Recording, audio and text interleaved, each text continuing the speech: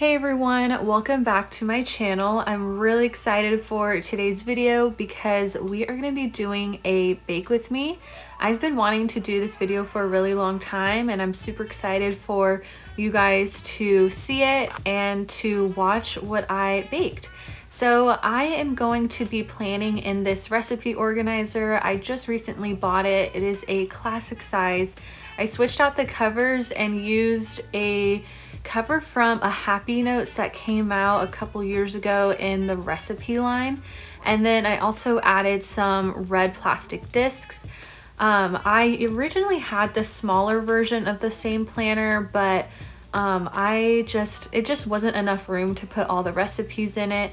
I'm not a big cook. I'm not really good at that. I'm really great at baking, but I wanted to be able to put all of like my mom's recipes, my favorite recipes, my grandma's recipes all in one organizer, just to be able to look at it and just to have all of them in one place. And so yeah, I got this classic size and I'm really excited to start planning in it. So I'm gonna be making a dessert in this video. It is called a Texas sheet cake. It's one of my favorite things that my mom makes. I've never made it myself, so I'm excited to do that.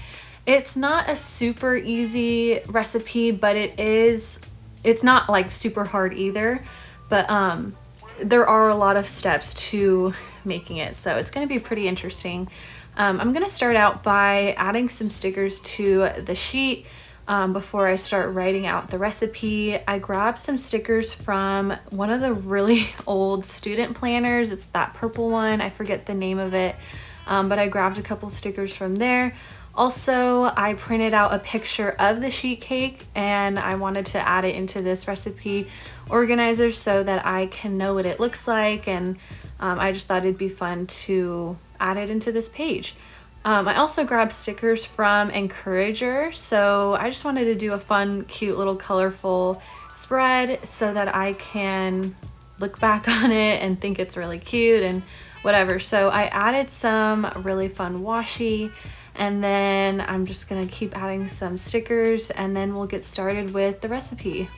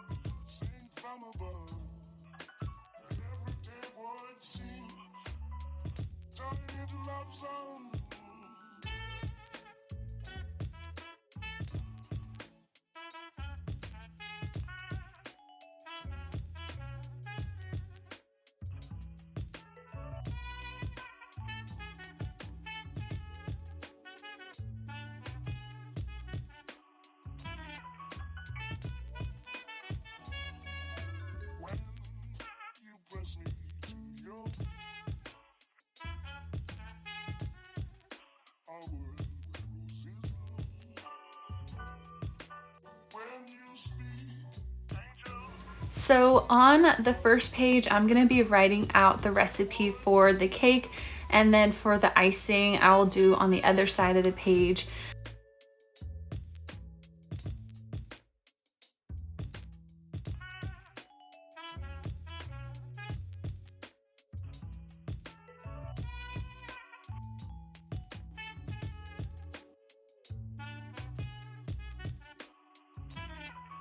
So starting out with the cake recipe, you're gonna take a large bowl and whisk together 2 cups of flour, 1 3/4 cups of sugar, 1 teaspoon of baking soda, and 1 teaspoon of salt. And you're just gonna whisk that all together, and then you're gonna set it off to the side and use it in a little bit.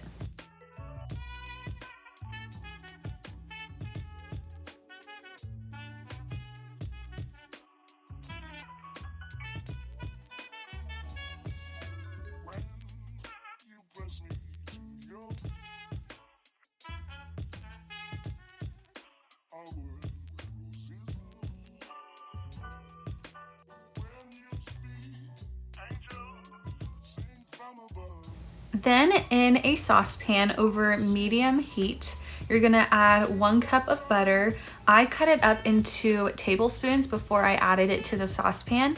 And then you're gonna add a 1/3 cup of cocoa powder and then 1 cup of brewed coffee. You're gonna let the butter melt and you're gonna stir that occasionally. And then when it comes to a boil, you're gonna whisk for 30 seconds and then pour it over the flour mixture.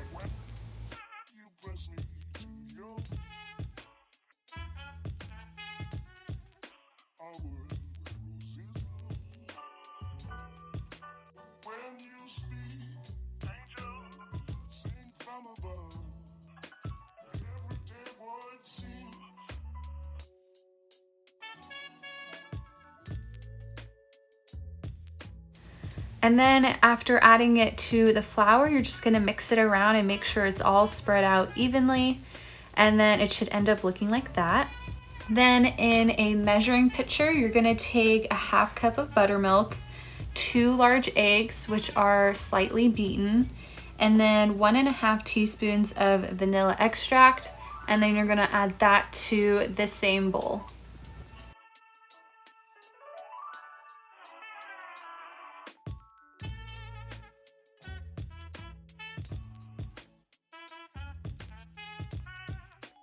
Once it is all incorporated and mixed evenly, you're gonna pour the batter into a greased sheet pan and then pop it into the oven for 22 to 25 minutes. I'm pretty sure I baked mine for 23 minutes, and make sure it is in a 350-degree oven.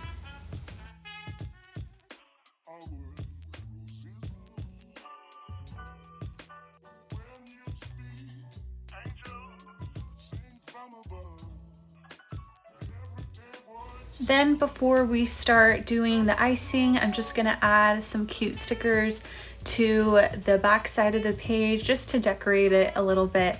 And then I'm gonna write out the recipe or the ingredients for the recipe really quick, and then we will start with the icing.